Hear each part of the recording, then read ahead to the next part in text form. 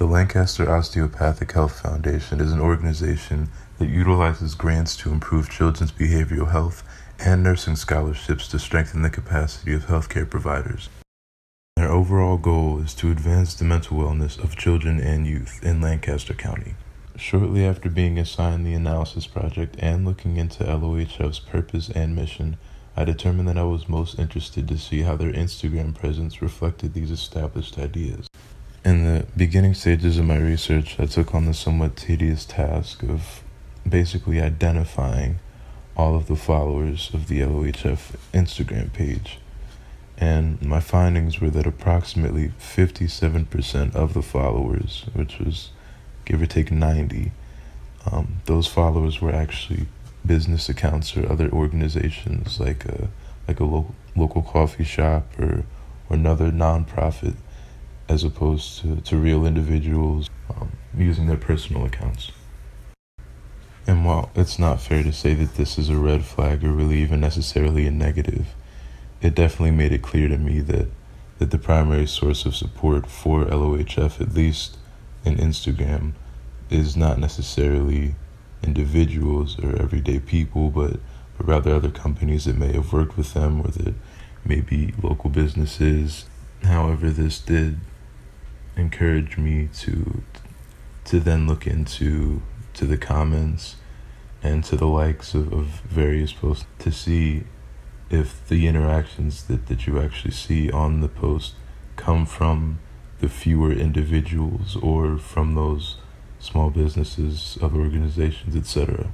And not surprisingly, I found that it was the individuals, even though they're fewer, that were more likely to comment or to give a personal response to things posted by LOHF themselves.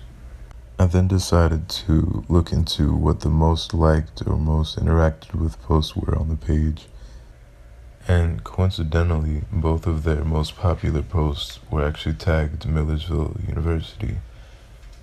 And their third most liked post was in relation to the results of a fundraising event. And while the likes can only say so much, this gave me reason to believe that the regular viewers of the page took value in seeing the organization collaborate with a familiar institution, and also seeing them accomplish a specific goal. The last chunk of data that I collected was that there are a number of links contained in the descriptions of various posts that weren't accessible through the app.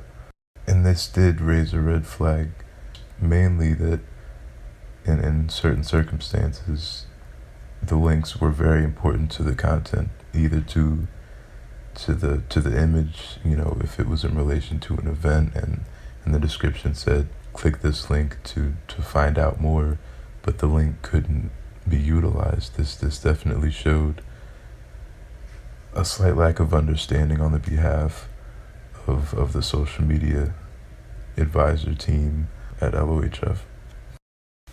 It can definitely become damaging when a post clearly guides the user towards a specific outcome or towards a specific action, and then that action can't be completed by the user, and it also interrupts the flow of information.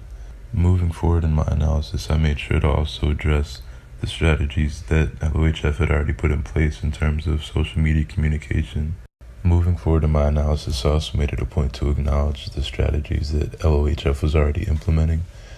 For one, the abundance of information present on their page was very effective, especially considering one of their main goals as an organization is to spread knowledge and information to the people who need it. And amongst the considerations that I later listed, just to additionally strengthen their content, I also mentioned that they could provide personal stories and images to help reinforce these stories of people being helped by or aided by the organization. LOHF is a wonderful organization that does great things for the community and could have an even greater social media presence with some minor adjustments.